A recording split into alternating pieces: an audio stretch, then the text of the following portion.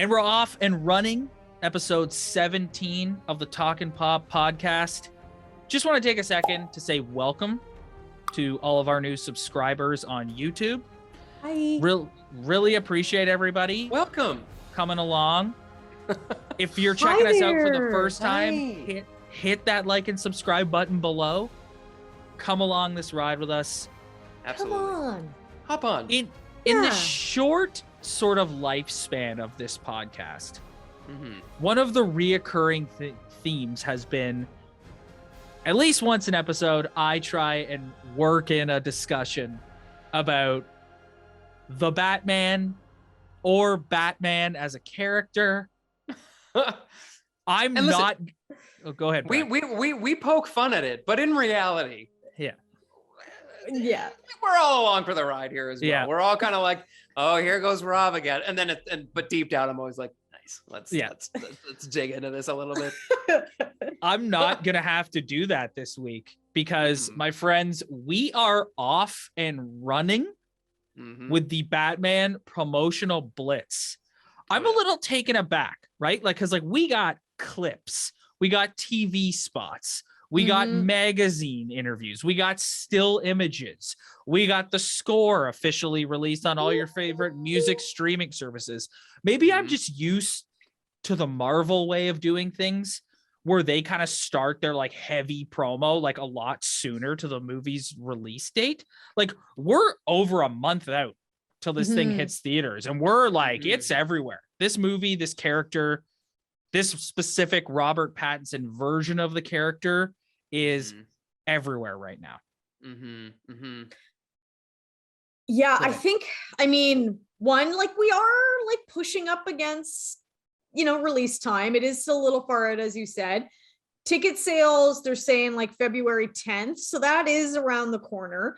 I think another piece of this is, a few weeks ago, there was some conversation about like, were they going to hold firm in this date, right? And because so I'm thinking like kind of similar to Spider-Man No Way Home, because that had a huge promotional blitz as well. Like, I think this is just revving people up to being like, you have to go see this movie. And if you don't go see this movie, you are missing out on something important and special and that everybody's going to be talking about. So I think it's partially also like priming people to get back into the headspace for us Canadians in particular, to get back into the headspace to go, yeah, I know we've been sitting inside again for another couple of weeks, but when I go back to the movies, it's because I'm going to go see this movie. Yeah. So I think there's a bit of a COVID play. I think that's accurate. And I also think it's the day and age that we're living in, with people's attention spans being about 2 seconds.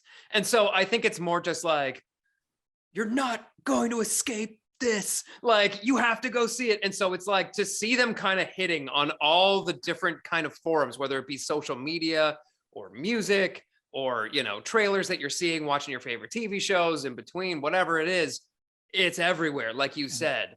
Yeah. And I'm just going to be the first one to say it. Haven't stopped listening to the score. Yeah. The score is amazing. 6 minutes and 30 seconds or something. Yeah. It's unbelievable. And it is now I've joked about this before on this podcast about listening to movie music when I go to the gym, because it just gets me a little bit jacked up. Didn't have to think about this one much. And it was just kind of like, I was sending her on the treadmill, baby. You know what I love? I tip my hat to Michael Giacchino, because like, Batman has had some epic scores in his day. You can, even if you want to include the 60s TV show theme song, which is iconic. Yeah, it's classic. Then you've got the Danny Elfman Burton score. You've got the animated series score. You've got the kind of weird one of the best one where they changed it for the Schumacher movies. Yeah.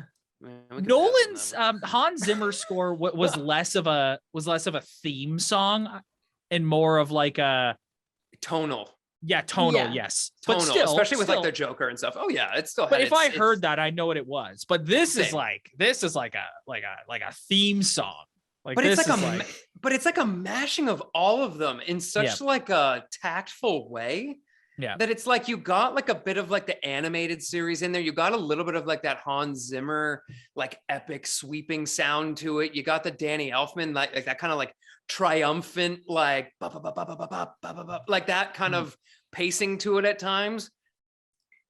It might be early to say it, and like, listen, some of those other scores hold a particular place, and I think all of our hearts.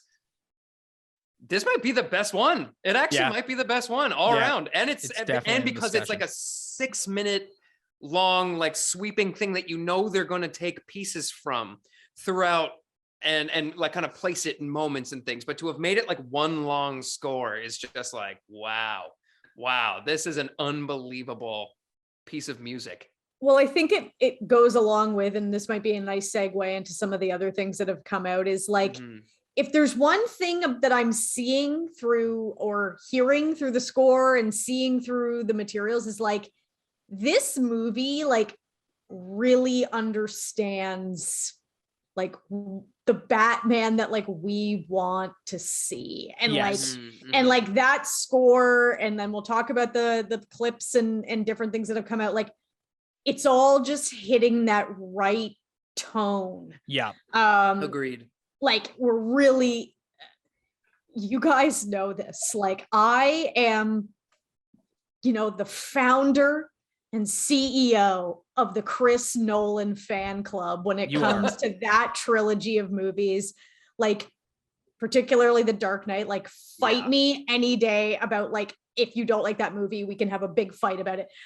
But like I think it just speaks volumes that I listen to this score, I watch this stuff, and I'm kind of like not in a way where I'm saying that those movies are no longer important and like pivotal pieces of Batman material, like absolutely not. But the fact that they're kind of exiting my mind completely as I take in all this new content, like tells me we're on to something quite special here, because I'm not even really thinking about it. Like I'm just sort of like, you're ready to embrace the new vision.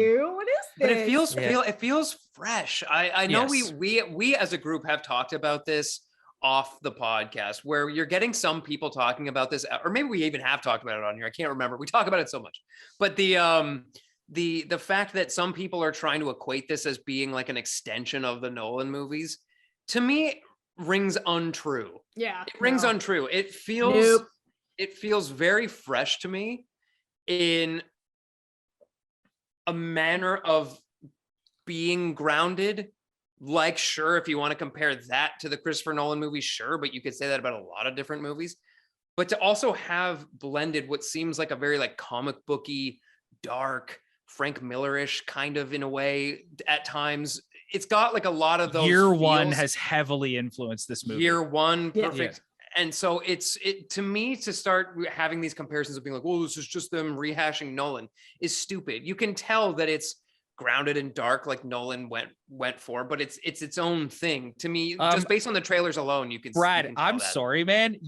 Let's get into it. You watch that funeral scene that has made its way online. This is darker than what Chris Nolan did. This is fucking dark. This is darker. This is way dark. Like that funeral scene. It's just a quick little 2-minute scene, and it's not too spoiler heavy because we've seen a lot of that particular scene in the trailers. Like that's why I liked it.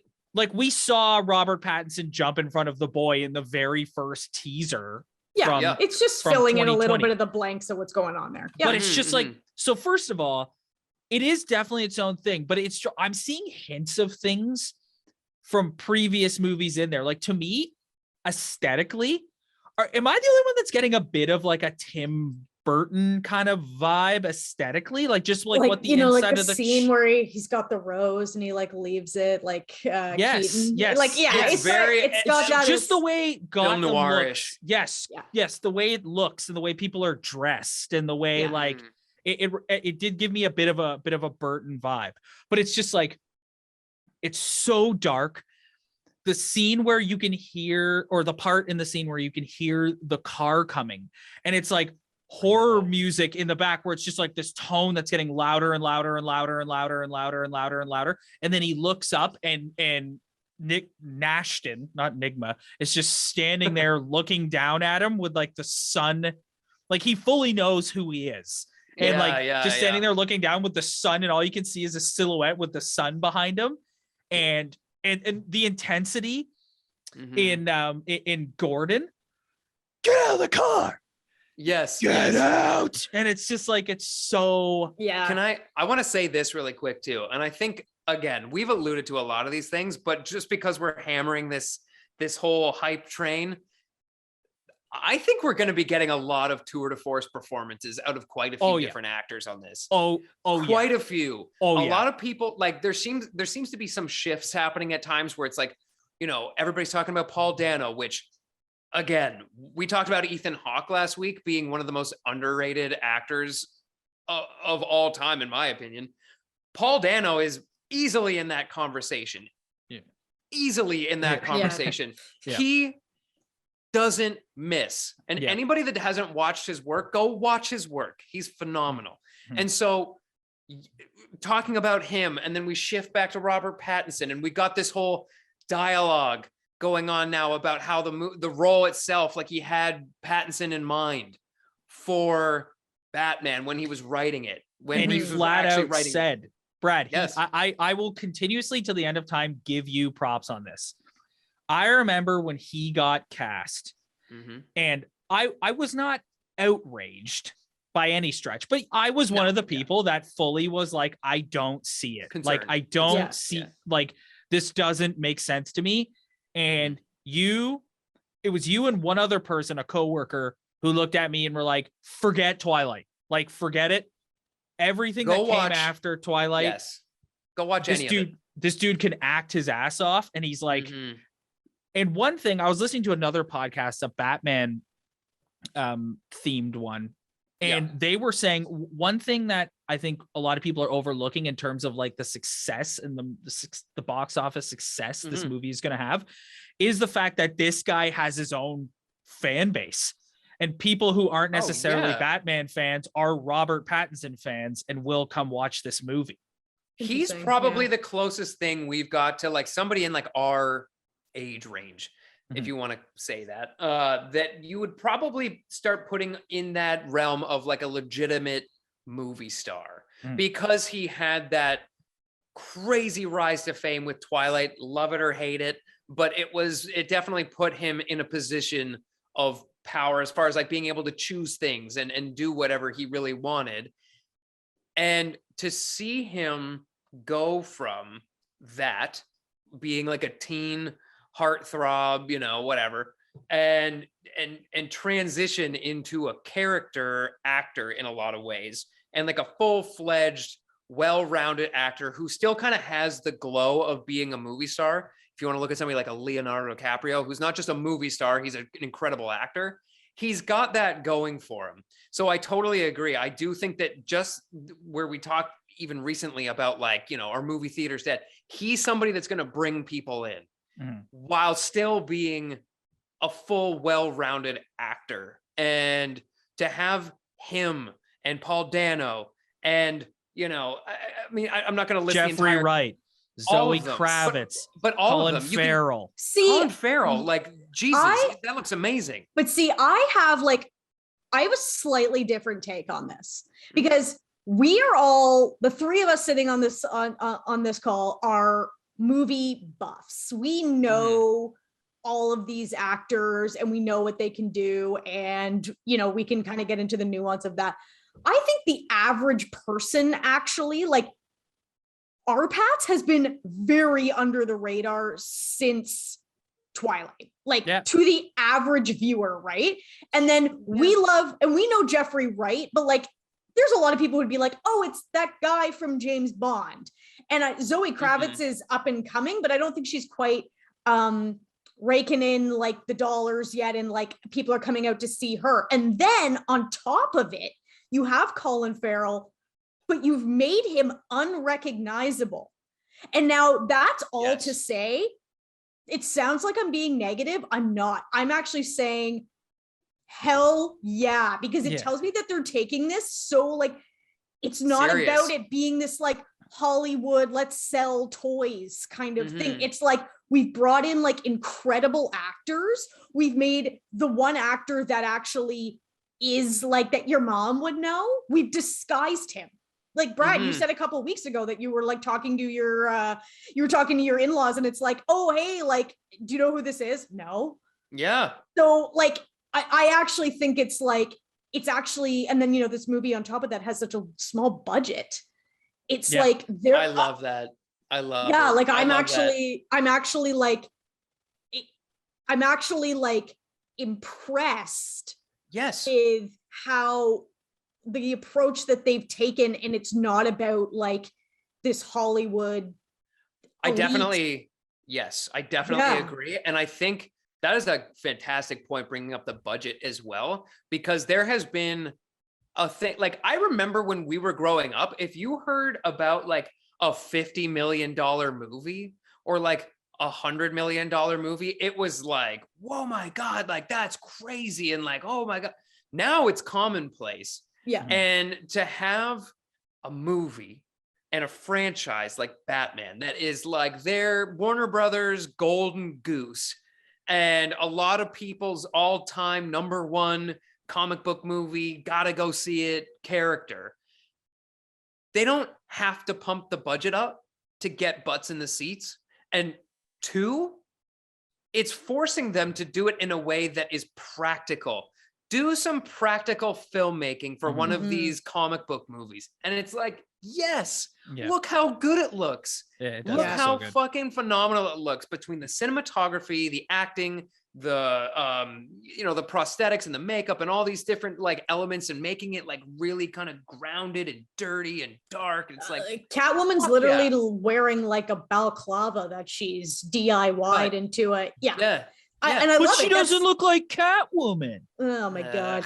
And then if I may, I just want to go back just for a moment to Rob, when you were talking about sort of the like aesthetic of the movie and how it's giving you Burton vibes and all that stuff. I think what I'm gathering from all this promotional material as well is like, Brad, you were saying that the common thread between like the Nolan movies and this one is kind of that concept of being grounded. And I totally agree, but it's like, what I'm so excited about is because what Nolan delivered to us and did so expertly was bringing Batman into a world that looks like the one that we live in.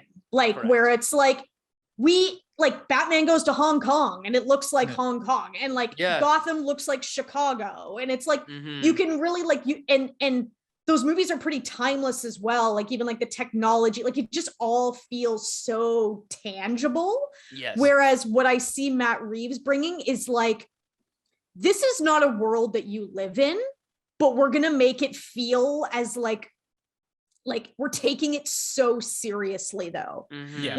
This is Gotham, like where there's sort of, cause like what we see in like the animated series and the Burton movies and stuff is like Gotham has this like sort of like 1930s like 23 that sort of, and you can see that though, like you can see it in there, but they're taking it so seriously. So the city itself has to be its own character. Yes. So before we move on from this, I want you both to just chime in. Kelly, we'll start with you. Just chime in on your takeaway from the brief little funeral scene that we got.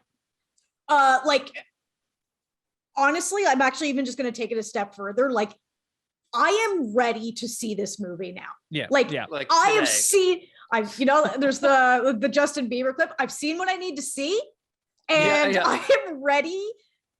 I'm ready. Like I'm sold. Like, let's go. Like, we don't need another trailer. I kind of hope they don't, only because I don't think we're getting one. I think we're gonna get necessary. Little promo clips, little TV spots of well, the newest one. I don't know if that came out today. I sent it to you guys only because I was so hyped about it.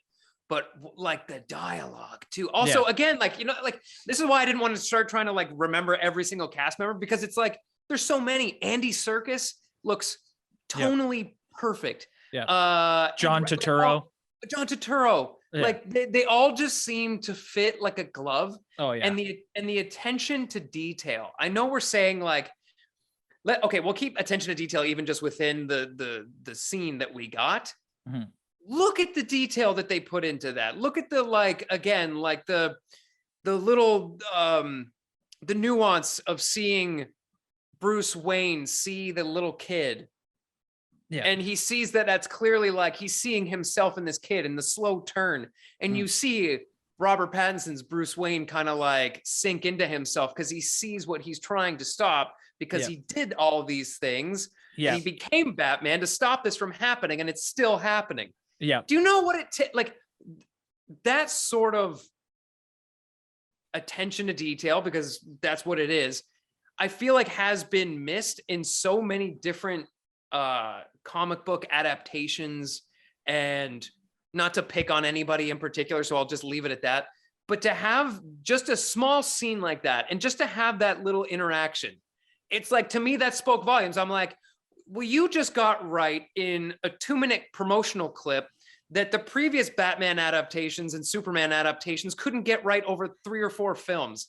Yeah. And we had to throw that in there. We had to come at me, anybody that wants to argue that. But hey, they looked so cool though. Man, did they look cool. They look like they stepped straight out of the video game. And Rob, let's just ignore the fact that, you know, Superman's whole arc of being is, you know, all this power and all this ability, and he can't save his father from something of a natural cause like a heart attack. But let's just suck him up in a tornado instead and be like, no, don't save me. That's great attention to detail. Sorry, can I just say there actually is one like real point of reaction to that scene that I do think is very important to bring to this table, and I just want to make sure that everybody listening to us hears it. Yeah. Arpatz's hair in action looks a lot better. Yeah. I've been worried about the hairdo quite a bit. Was looking a little emo, a little, needed a little volumizer, whatever. But in action, it's moving. I'm with you, Kelly. I haven't loved the hair. So I want to transition here to talk a little bit about Matt Reeves, because to me, this is what has stood out the most. Is all the praise that the cast has given him. So with the hair, I've been with you, Kelly. I haven't loved the hair, but he's not. I could see a scenario where by the time we get to movie 3 in this trilogy, he looks like he did in Tenet. But right now, the way the character is currently being portrayed is he doesn't give a shit. He says as much in the trailer. He looks at Alfred and goes, I don't care what happens to me. Like he's just consumed like with being Batman. And so, you know, Matt Reeves has cited Kurt Cobain as someone who he's looked as like this stage in Bruce's life. He's like dark. I love that. And he's hyper focused and he's emo. Like that's what he is, because he just doesn't, he's not yet at a point where he sees the importance of being Bruce Wayne. Right. And that's something I think, you know, they kind of touched on that in Batman Begins, but I think they're going to stretch that out across this whole movie where he's just like, I don't care about being the billionaire playboy. I care about going out and punching guys in the face. So on Matt Reeves, I'm not going to sit here and profess to be like a Matt Reeves expert. When he was named as the director, I was really happy with the choice. And the reason for that, I've said this both to you guys privately. I don't think I've said it publicly on this podcast. The reason why is because his 2 Planet of the Apes movies were far better than they had any business being. Like phenomenal. I have no attachment whatsoever to that franchise at all. And those 2 movies, Dawn of the Planet of the Apes and War for the Planet of the Apes, are both amazing. They're amazing. It shows you what you can do with something that on paper, especially in today's day and age, can sound a little like, this sounds a little goofy, or by like today's standards, or it's a little like, again, even Tim Burton tried to redo it and it was kind of like, and it shows you the power of understanding characters 1, proper writing 2, story arcs 3, and the nuance of, you know, character relationships and emotion. And he showed what he is capable of in a franchise like that nobody really cared about, and I think had just kind of forgotten. And I remember we talked about it when the first one came out, and it was like, oh wow, this, like you said, like I was not expecting it to be that good. I remember seeing it in the theater just being like, all right, well, I don't know what else to see, so let's go see this. And yeah, I think that I was with you, Rob, when they announced him as a director. I was like, this is the guy. Yeah. Because he knows what he's looking at. He knows, and I think he just seems like somebody who's not going to just do something for the sake of it. He's going to, if he can't do it right and he can't give the characters the justice that they deserve, then he's not going to do it. So that's how he comes off to me. I have a couple of quotes that I want to read you guys and get your reaction from. So my biggest takeaway in reading, I've read like 3 different articles on this movie, and there's all the cast members. Only 3, Rob? Only, but hey, they're really long. Okay. And in them, at least like Robert Pattinson, Zoe Kravitz, and Colin Farrell are all been talking. Dano's in one, Jeffrey Wright's in another, and the common thread is this guy's attention to detail is out of this world. Like, to the point that he will stop a scene to go up to Zoe Kravitz and point out the way she's like, her face is. It'll be like, your mouth being positioned over here does not make sense for the context of the scene that we are trying, like, of what we're trying to get across here. And there was scuttlebutt during the filming of this movie that Robert Pattinson and Matt Reeves were butting heads a little bit. Yeah. Because Matt Reeves was very much like, do it again. I need more. Do it again. Do it again.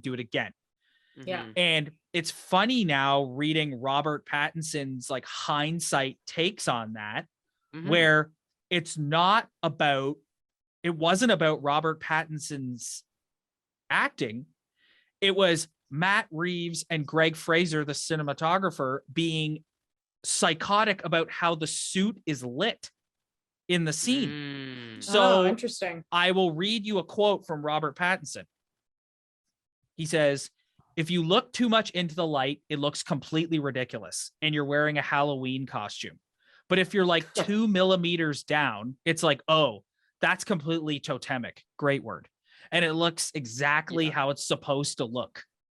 So it's like they're redoing scenes because they're watching it back and the camera needs to be down just this much to make it look. Just to get them to look. So it's funny because there were reports, and there were reports from like legitimate news sources that Robert Pattinson was visibly frustrated on set with Matt Reeves at times. But now he's openly saying in these interviews, looking at the finished product, I understand why he was doing that, because it's so crucial to get the right angle and the right lighting on this suit so it doesn't look stupid. But again, that's practical filmmaking. That's how they used to do it. But that's next level directing that to your point earlier, Brad, you don't really see that anymore. No, you don't. And if anything, his name had, and this is a travesty that I couldn't think of his name for a second. That's what I was looking at. But I wanted to get it out and I couldn't think of his name off the top of my head. The way you're even describing this to me sounds very Stanley Kubrick to me, where it was, there had been dozens, if not hundreds of comments from actors that had been in movies with Stanley Kubrick that is attention to detail was so intense that people don't even realize until you watch one of these like documentaries that breaks down everything, from simple things like the tie that Jack Nicholson is wearing in The Shining is actually, it zooms out from the tie. It actually looks like the maze that they're in at the end of the movie. And it has to be shot in such a way. And certain things like calls to do like 10s, if not 20s, if not 30 takes on a particular shot. Because if he doesn't have it and he doesn't feel it from beat to beat, then we're going to do it again. Yeah. And you can be mad and you can be frustrated. And like, I can understand how that would be frustrating at times as an actor. Especially when you got that big suit on. Well, for sure. Not only the suit, but it's like dripping with sweat, probably. But just from an emotional standpoint too. Like if you're putting like your back into something and you're being asked to go like harder, go darker, go more emotional, go this, go that, and you're doing it bang, bang, bang, and once after another. There's only so much you can take, but it just sounds like he knows where that point between being an asshole essentially and getting the best work out of somebody is. He seems to know where that line is, and he's not afraid to toe it a little bit.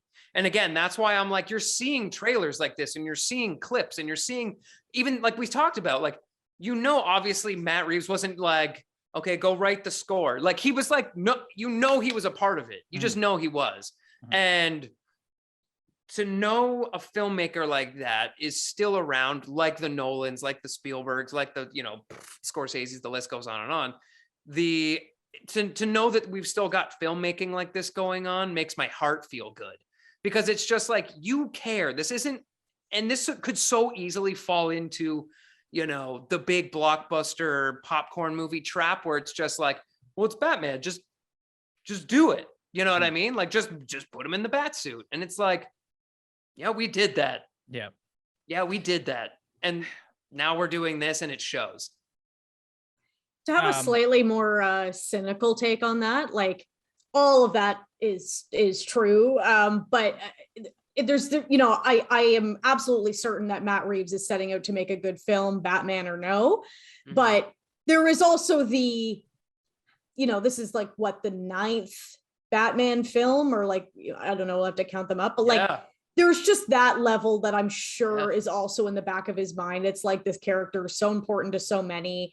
We literally had like Heath Ledger won an Oscar for that performance, right? So it's like, he's not messing around. Like, it's like we've already had a trilogy that many people deem to be sort of perfect. And so maybe, the bar is really high. The bar is really high. Yeah. The bar is definitely That's exactly high. Right. Yeah. So last quote from Matt Reeves, and you both have mentioned in the past when we've talked about trailers and stuff that you like the fact that they're showing the eye black under the cowl. Mm-hmm. I love that they're showing the eye black. So Matt Reeves says in Esquire, you can't wear a cowl and not wear that.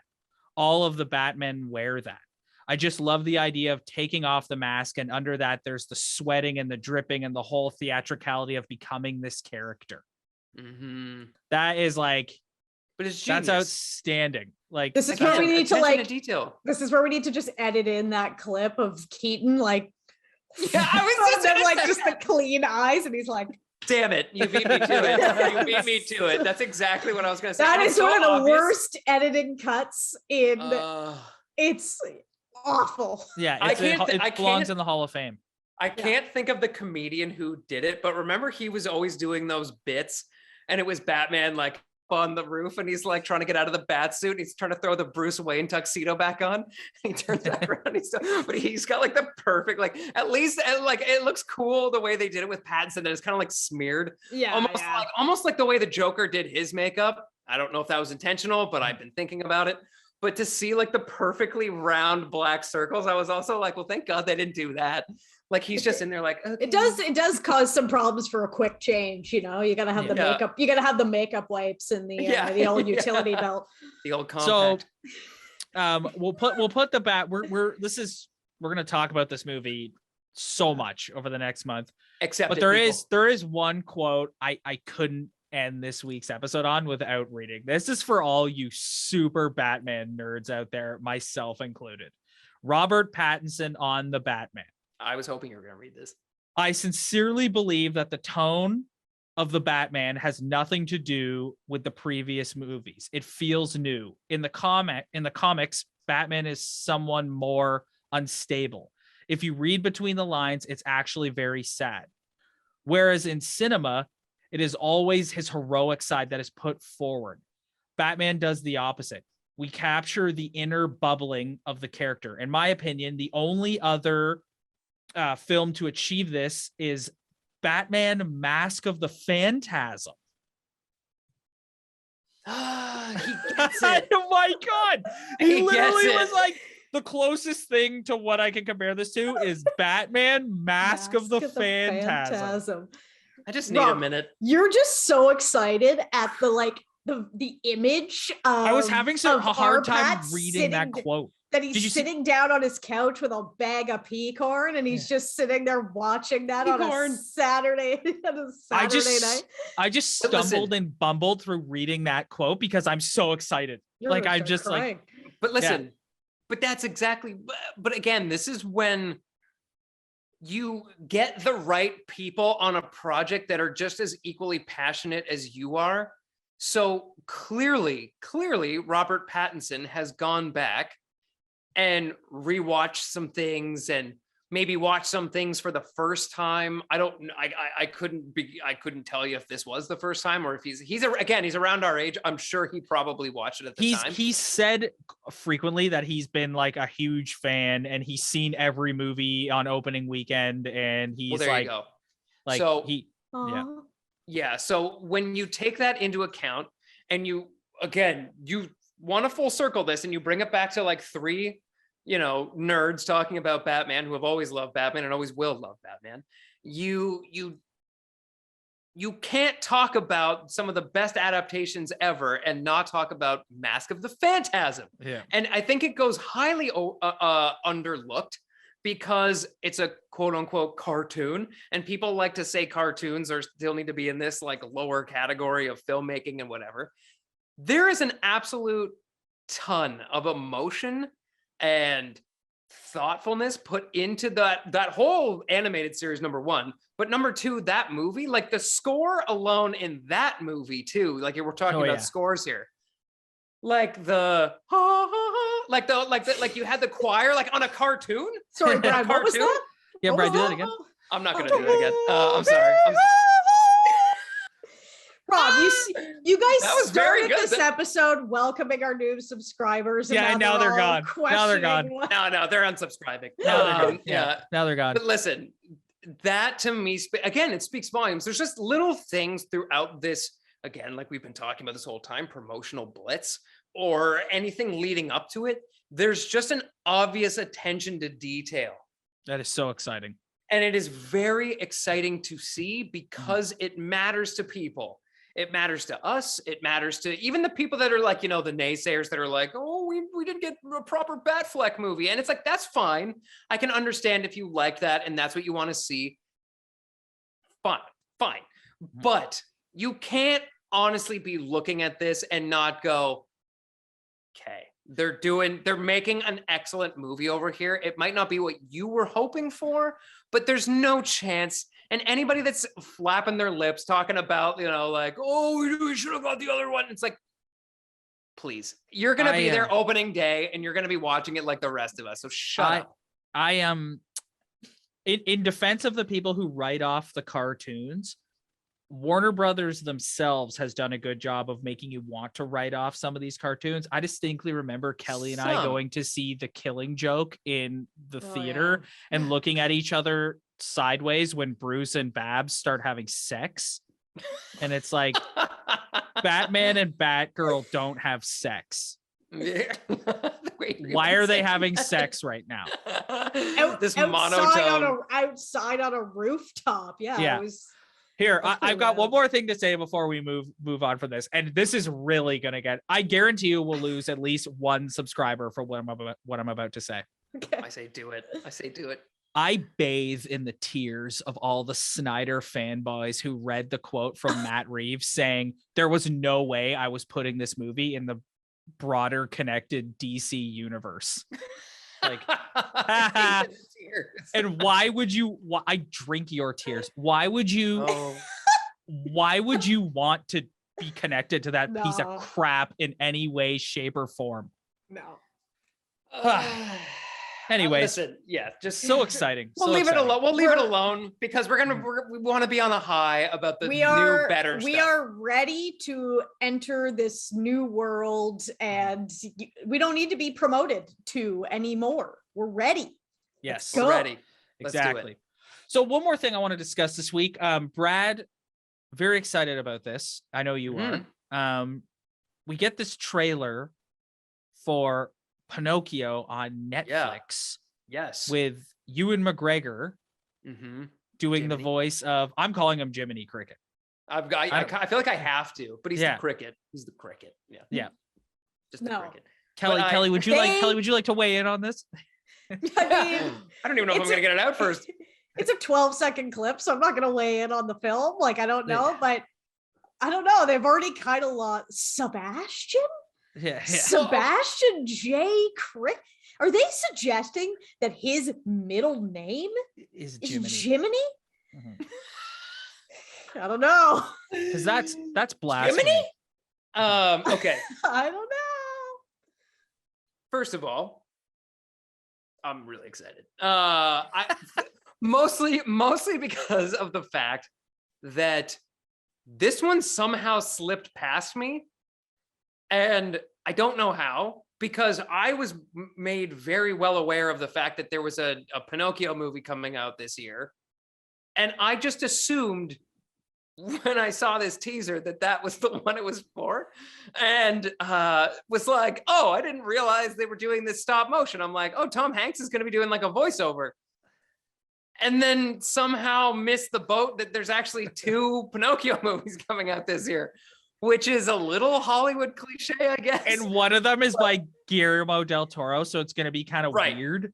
Well, here's the thing. It's going to be like that psycho James and the Giant Peach movie that came out in the 90s. Okay, that movie is terrifying. And you're beating me to the punch. You're beating me to the punch. You're fine. No, I'm glad you brought it up. Sebastian and James and the Giant Peach. I'm just glad we're on the same page. That makes me happy. But this is the thing. I didn't realize, like I said, that we were getting 2. One is clearly going to be in line with the original cartoon from way back. It's going to be the Disney refresh to go along with all the other Disney refresh. When you say James and the Giant Peach, are you talking about like the Disney like? That it was still Disney, but it was a stop motion. It was like a stop motion. Very much in the realm of I'm pretty sure Nightmare Before Christmas. I'm pretty sure it was done by was it Burton? It's Disney. It's Disney. No, it was Disney? No. Not done by Burton. It was not Burton. Because it's gotten Nightmare Before Christmas. Directed by Henry Selick. Well, yes. I was gonna say, I'm pretty sure because Disney produced Nightmare Before Christmas and James and the Giant Peach. So I'm sure it was if not the same production company, one of the same elk with the same sort of, production ability as in that time period. Yeah. But okay, all this being said, I actually am excited that there's 2, because the only version that most people modern day have grown up with, like the version of Pinocchio that we've all grown up with, is the Disney version, which is still dark and creepy in its own ways, especially like, what's the island called? It doesn't really matter, but you know what I'm talking about, like where the kids the one where like they're like, you're a bad boy, you're a donkey, but then they actually turn. But that's actually terrifying. No, but that's terrifying, and they're like screaming for their mothers and stuff. It was like that seems to scare the crap out of me when I was a kid. But all this being said, it was still a toned down version, and I was not made aware of the fact that Pinocchio was way darker than we were even used to. Like, well, then there's also that batshit one that came out in the 90s as well. That was like Jonathan Taylor Thomas, JTT. Yeah, that was the kid. Yeah, but listen. So I'm interested. I'm actually very intrigued to see Guillermo del Toro's version of this. And if somebody's going to do like the darker, quote unquote, version of Pinocchio, Guillermo del Toro is your guy, because he's a fantastical director as it is. And he obviously doesn't shy away from doing darker storylines and tones and all the stuff. I was surprised to see that it was stop motion. I don't know if the whole thing is stop motion or if it's just like certain elements at times. Either way, I'm actually excited to see both and actually have the comparison and the contrast against each other. But stop motion in general, I'm so glad that you brought up James and the Giant Peach, because my mind instantly went to that, and it obviously went to Nightmare Before Christmas. So great call, Kelly. You beat me to it. I think Pinocchio is every children's nightmare, and I'll watch these 2 movies for the purpose of this podcast, but I'm probably going to have nightmares. Well, here's my question. That story's terrifying. This is reminiscent of the Jon Favreau directed Disney Jungle Book which came My out boy Andy. just before Andy Serkis's Mowgli Legend of the Jungle. Yeah, and honestly, I genuinely liked both. I thought there was going to be one that was like the standout that was just so obviously like the stinker. I actually genuinely liked both. They were both very similar in a lot of ways, but were also very like tonally different, and both had like an absolute star-studded cast for both. So it was actually an interesting contrast with this. So the thing I will ask you right now, because I think this is a good question based on the fact that we've now, or at least I have now figured out that there's 2 movies. If you had to pick one that you're probably more intrigued or just in general want to see, which one would you say you're more inclined to see at this point? Both of you. Kelly, I got you. Do you want to go first? Or you want me to go first? Yeah, I'm gonna need to think about this because, like I said, I got this 2 story words for you, terrifies buddy. me. 2 words for you, buddy. Tom Hanks. All right. Yeah. I get it. That guy. Who doesn't love Tom? Yeah. Like, Geppetto. He's playing Geppetto. Him as Geppetto is like, as Kelly would say, chef's kiss. Like it's perfection. Like, yeah. I mean, yeah, I think that's like inspired casting, and it's like he's America's sweetheart. So I totally America's get it. dad. I guess what I'll say is that, like, overall, I have found all of the like Disney remakes to be like wildly underwhelming. Like, I can't.